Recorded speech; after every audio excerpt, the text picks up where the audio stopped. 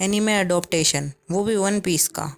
क्या यही मेरा रिएक्शन था जब मैंने पहली बार ये सुना था। थोड़ा डर भी था क्योंकि तुम जानते हो कि नेटफ्लिक्स के पुराने लाइव एक्शन वगैरह अडेप्टेशन वगैरह कैसे थे, और फाइनली वन पीस का लाइव एक्शन आया और उसने इस कर्ज को तोड़ दिया। मुझे पता है कि मैं इस वीडियो को बहुत टाइम बाद डालूंगा, इसलिए मैं पहले एडवांस में सॉरी बोल देता हूँ, क्योंकि ये वीडियो मैंने बहुत जल्दी रिकॉर्ड कर ली थी। बस एडिटिंग और वीडियो एडिटिंग वगैरह ऑडियो में थोड़ी देर हो गई। बहुत सारी चीज़ें हैं जिनके बारे में बात करेंगे, तो चलिए इस वीडियो को स्टार्ट करते हैं। शुरू करते हैं कैरेक्टर्स के कॉस्ट्यूम से, जो काफ़ी बढ़िया किया है इन्होंने। इसमें कई कैरेक्टर्स जो अजीब थे वो मांगा और एनीमे से उठाए हैं। अगर तुमने ध्यान दिया होगा तो गार्प जो डॉग वाला हेड पहनता है एनीमे में और मांगा में, सेम वो वही हेड उसने लाइव एक्शन में भी पहना है। तो कॉस्ट्यूम के मामले में भी काफ़ी ध्यान दिया गया है। कैरेक्टर्स की बात करें तो खुद ओडा सेंसेई ने चूज़ किया है। सभी कैरेक्टर्स ने अपना बेस्ट दिया और बेस्ट किया भी। सांजी के लिए थोड़ा डर लग रहा था, लेकिन टेज की एक्टिंग ने तो भाई फाड़ दिया। और मिहोक का कैरेक्टर, भाई साहब ऐसा लग रहा था कि एनीमे से उठा लिया उसे।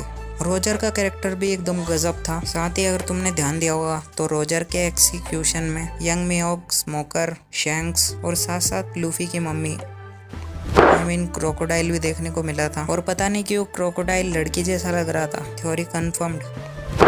और जो चीज़ वन पीस को वन पीक बनाती है वो है उसकी स्टोरी डायरेक्ट में मांगा से उठाई है, इसलिए हमें पुराना मिस्टर 7 भी देखने को मिला, जिसको जोरो ने शुरू में काट दिया था। साथ साथ हमें बैरिटी में हमें दिखाया गया था सांजी के दादाजी को, जिसको रेड फुट या फिर जो भी कहते हैं, उसने मांगा में अपना पैर खा लिया था। और सेम एनीमे भी और सेम लाइव एक्शन में भी हमें ये देखने को मिला। एनीमे देखने वालों को इसके बारे में नहीं पता होगा, क्योंकि एनीमे में भी इसको कट कर दिया था। सच बताऊं तो इसे कहते हैं परफेक्शन। इंपॉर्टेंट पार्ट्स को कट किए बिना इन्होंने लाइव एक्शन बना डाला। हाँ, काफ़ी चीज़ों की कमी थी इसमें, जिसके बारे में हम आगे बात करेंगे। साथ साथ हमें बहुत सारी फोरशैडोइंग और डिटेल्स भी देखने को मिली, जैसे कि नामी और जोरो वाले सीन में हमें नामी जोरो को नोलन की कहानी सुनाती हुई नजर आती है। जोरो का वाडो इचिमोजी के साथ आराम करना, जो कि दिखाता है कि काफी डिटेल की गई है इसमें। साथ साथ हमें अगर एंडिंग में तुमने नोटिस किया होगा कि जब काया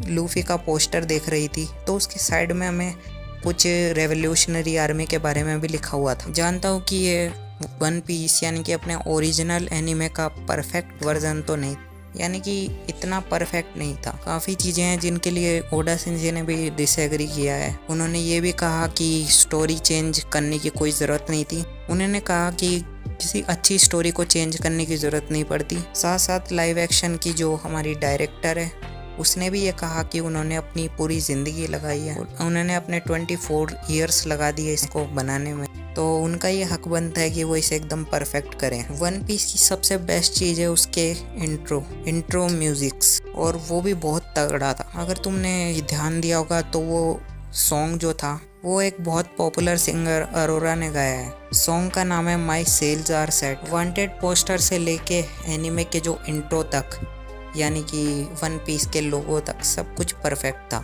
लाइव एक्शन के हिसाब से तो एकदम परफेक्ट था। वीएफएक्स भी काफ़ी बढ़िया था। अब बात करते हैं थोड़े नेगेटिव पॉइंट्स की, क्योंकि हर एक सीरीज़ में कहीं ना कहीं नेगेटिव पॉइंट्स तो होते ही हैं। ये सीरीज़ थोड़ी बहुत डिसपॉइंट करती है जब हमें जोरो और उसुप और साथ साथ हमें नामी की भी स्टोरी देखने को मिली। उसमें भी बहुत चीज़ों की कमी थी, जैसे कि उसुप हमें फील ही नहीं कराता कि वो हमेशा अकेला था और इसीलिए वो लोगों से झूठ बोलता है ताकि लोग उसे अटेंशन दे सके। एक चीज़ बहुत अच्छी करी इन्होंने, जो कि थी जोरो की बैक स्टोरी में थोड़े बहुत चेंज। सही में वो क्वीना की तलवार पर गिरने वाली बात कुछ हजम नहीं होती। वो इतनी बड़ी अच्छी फाइटर हो के भी एक तलवार पर गिर के मर गई है तो कोई बात नहीं होती ना। तो ये अच्छा हुआ कि उस सीन को हटा दिया, मतलब जहाँ वो बताता है उस बार। खैर ये तो बहुत अच्छी चीज़ें थी, लेकिन सबसे बुरी चीज़ ये थी जो कि नामी के सीन में थी, जहाँ हमारे लोगों को, यानी कि जो उस नामी के विलेज के लोग हैं, उन्हें पता तक नहीं था कि नामी उनकी इतने टाइम तक मदद कर रही थी, जबकि एनीमे में ऐसा बिल्कुल भी नहीं था।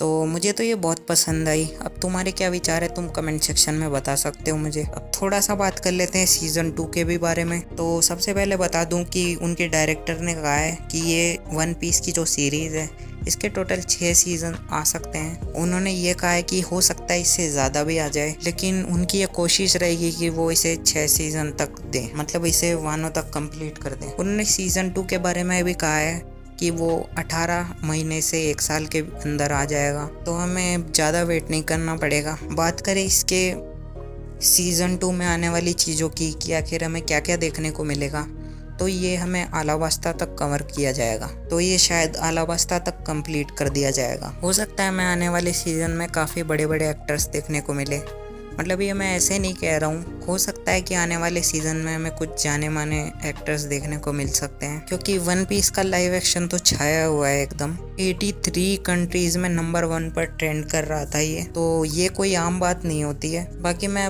इतना कह सकता हूँ कि इतना वेट करना तो बेकार नहीं गया, मुझे तो ये पर्सनली बहुत पसंद आई। बाकी मैं तुमसे मिलता हूँ किसी और नई वीडियो में, तब तक के लिए वन पीस।